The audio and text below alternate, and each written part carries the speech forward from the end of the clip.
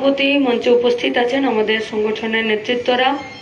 আর আজকে আমাদের এই যে 7 জানুয়ারি ব্রিগেড তার প্রচারে আমাদের যে মহিষা দলের সভা। এখন সরকার আছে, সরকার কাজ করতে বাধ্য। সরকার কাজ করব বলেই সরকার নির্বাচিত হয়েছে। সরকারকে যদি মানুষ টাকার জোগান না দিত এই সরকার কাজ করতে পারতো না। তাহলে টাকার জোগান দিতে আপনি কোথাও খামতি করেছেন কিনা আগে আপনি নিজে ভাবুন। অন্ততপক্ষে আমরা যারা সাধারণত মধ্যবিত্ত গরিব খেটে খাওয়া মেহনতি মানুষ, আমাদের কোনো রিটার্ন ফাইল হয় না। যেমন কোনো সরকারি চাকরি করে কোনো লোকজন, তাদেরকে বছরের শেষে একটা রিটার্ন ফাইল তাদেরকে জমা দিতে হয়। কিন্তু আমরা যারা কন্ট্রাকচুয়ালে কাজ করি, আমরা যারা অস্থায়ী কাজ করি, আমরা যারা অসংগঠিত ক্ষেত্রে কাজ করি, আমরা যারা কোনো দরপট্টা সেরকম কোনো চাকরি করি না সরকারি স্ট্যাম্প লাগানোর, আমাদের সরকারকে দেওয়া ট্যাক্সের কোনো ফাইল হয় না।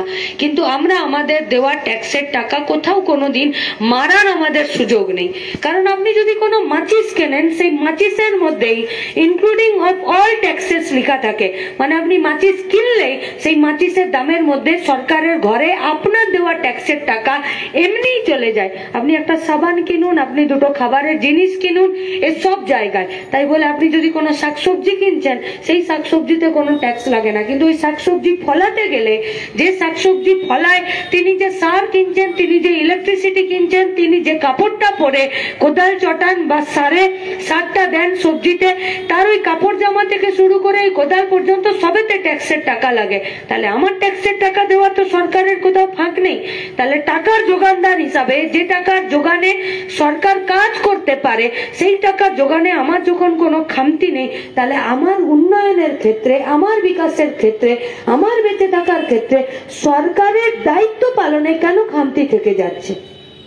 আমার দ্বিতীয় কথা, আপনি কি বিশ্বাস করেন যে কেউ চোর এসে চুরি করে নিয়ে চলে গেল আর সেটা কেউ জানতে পারলো না, সেটা কেউ বুঝতে পারলো না? पुराने दिनों में होता था कि पूरा शरीर में तेल लगाकर वो लोग आते थे, चोरी करते थे मुंह में कपड़ा डालकर, और আপনি যখন ধরতে যেতেন তখন তেল এত লাগিয়ে আসতো যে স্লিপ করে বেরিয়ে চলে যেত। আমরা যখন ছোট ছিলাম তখন দেখেছি গরমের দিনে যখন দড়ির ঘাটে গোটা উঠোনে ভাই বোনরা মিলে পিতলের বা কাঁসার ঘটিতে জল রেখে আর জামার কাপড়টা খুলে দিয়ে মশারির উপরে, বাবা কাকা দাদাদেরকে দেখেছি সেই জামাটা যখন মশারির উপরে তারা রেখে ঘুমাতো, সকালবেলা সেই পেতলের সেই কাঁসার ঘটিটাও যেমন পেতাম না, মশারির উপরে যে জামাটা খুলে রেখেছিলাম গরমের দিনে উঠোনে শোবার সময়, সেই জামাটাও পেতাম না। তখন আমার বয়স ছোট ছিল, খুবই কম। কারণ তখন মানুষের হাতে আয় কম ছিল, কাজ ছিল না। আমি যে জেলায় থাকি সেই জেলাতে চাষের সেই পরিবেশ পরিস্থিতি নেই। वहां पर सिर्फ कारखानाएं हैं, कोयला अंचल है, वहां पर रेल है, पीडब्ल्यूडी है, पीआईसी है और ईसीएल का और बीसीसीएल का कुछ कोलियारी है। तब पूछते थे कि गाय है तो चोर কেন? কারণ গ্রামে যারা ওই বাবা কাকা দাদার যে জামাটা মশারির উপর থেকে তুলে নিয়ে যেত, 1 সপ্তাহ 2 সপ্তাহ পরে দাদার ওই জামাটা তারা নিজেরাই পরে ঘুরতেন, বলতে পারতাম না।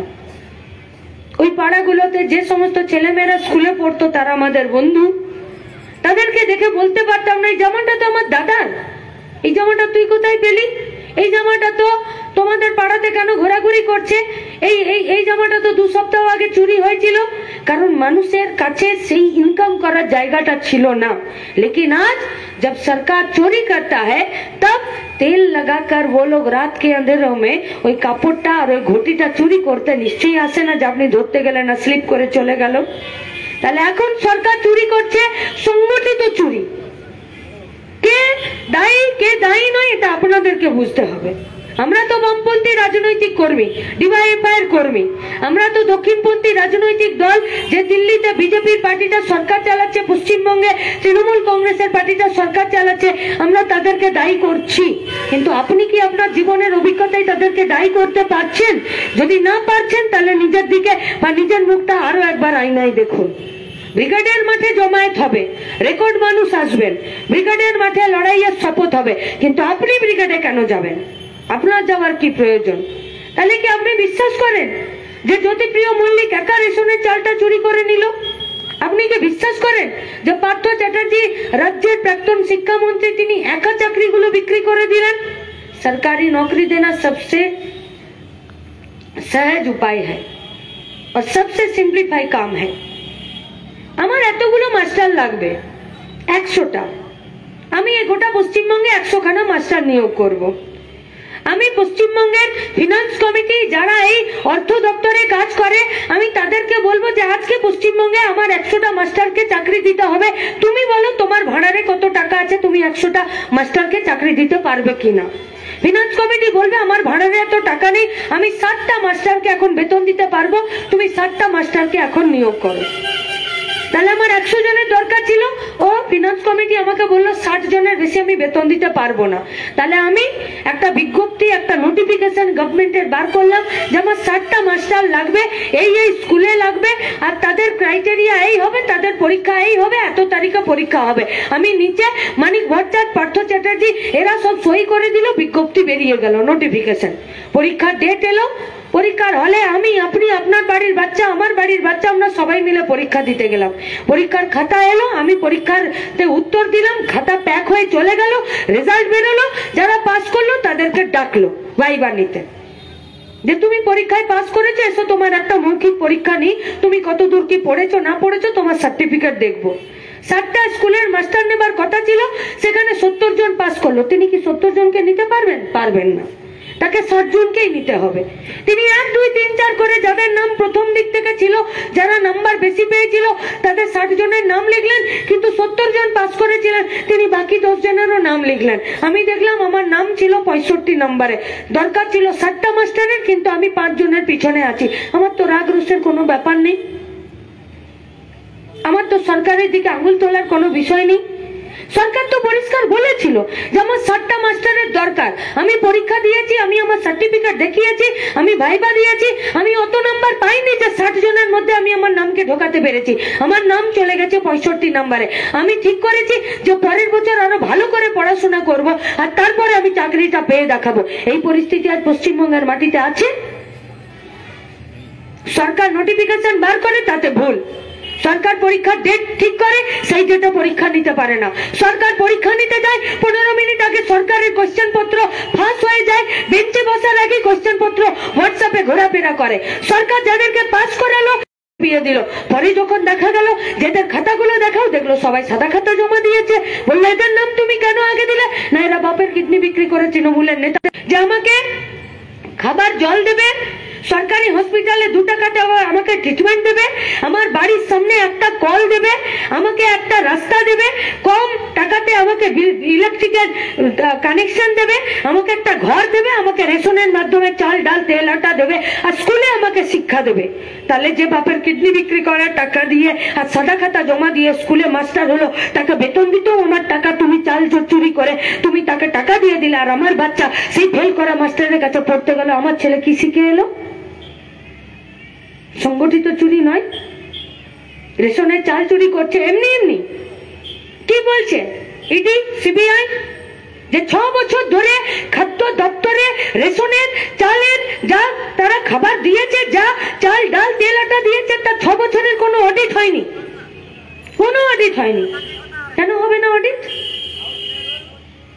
আপনারা পাড়াতে কীর্তন করেন না?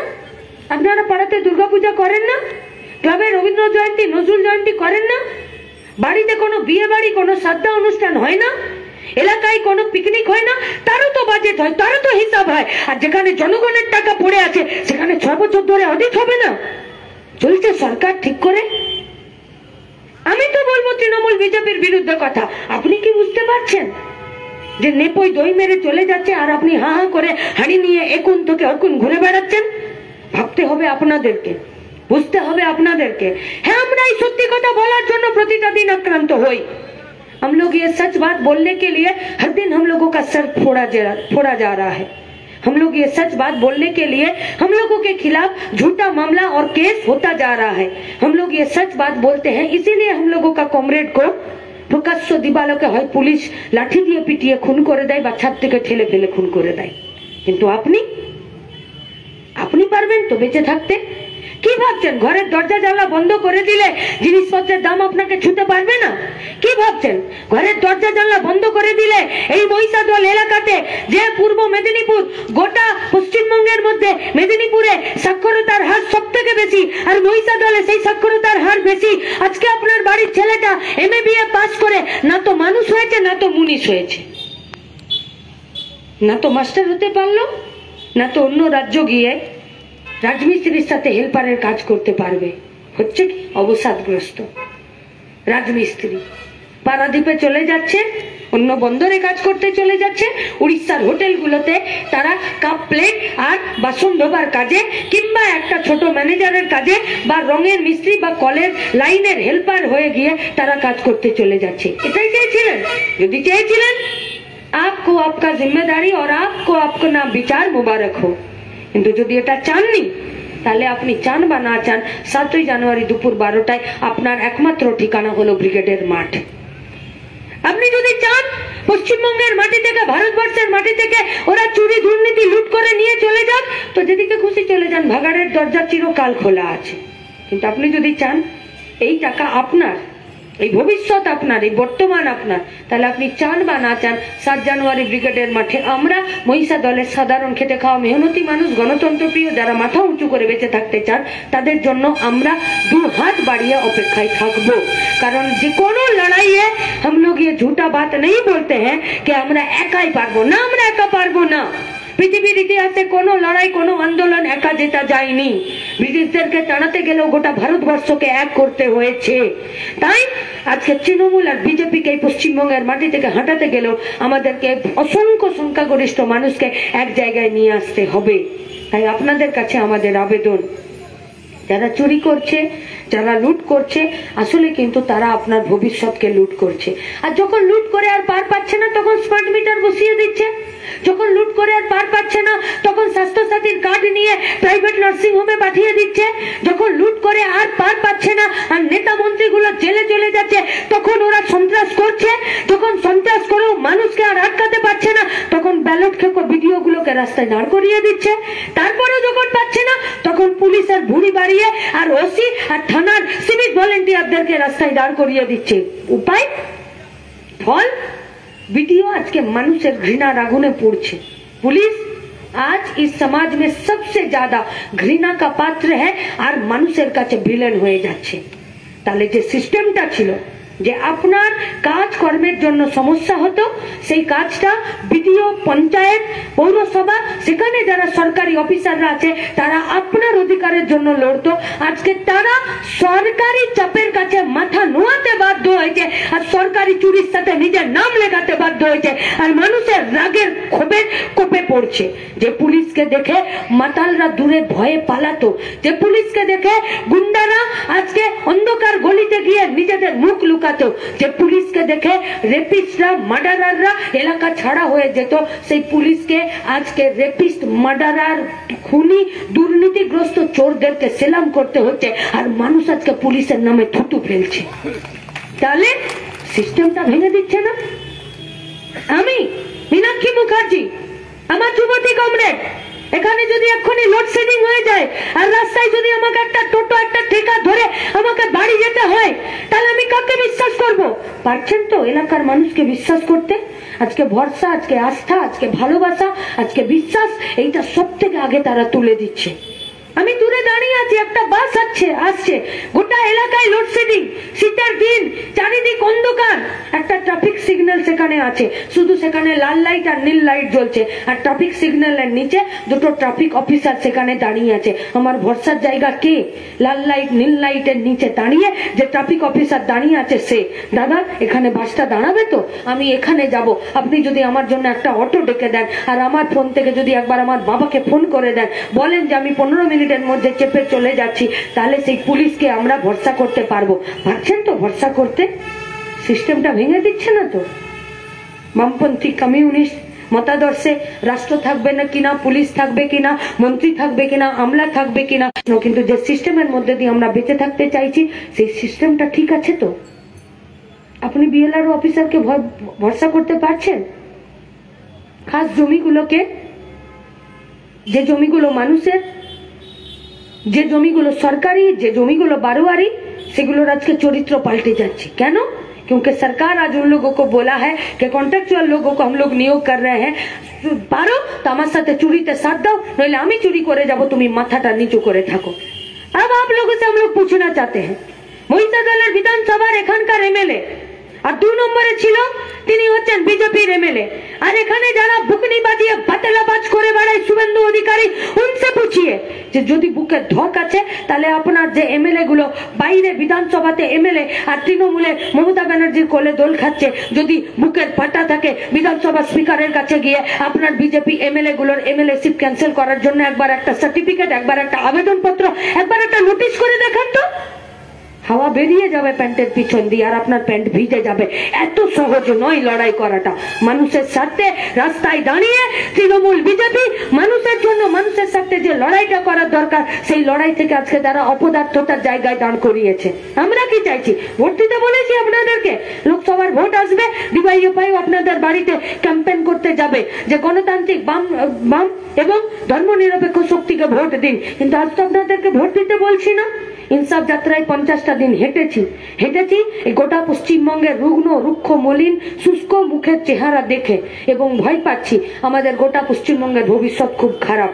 কিন্তু কোন রাজ্যের, কোন দেশের, কোন স্টেটের ভবিষ্যৎ ততদিন খারাপ হয় না যতক্ষণ না পর্যন্ত মানুষ সেখানকার মাথা তুলে বাঁচতে পারে না।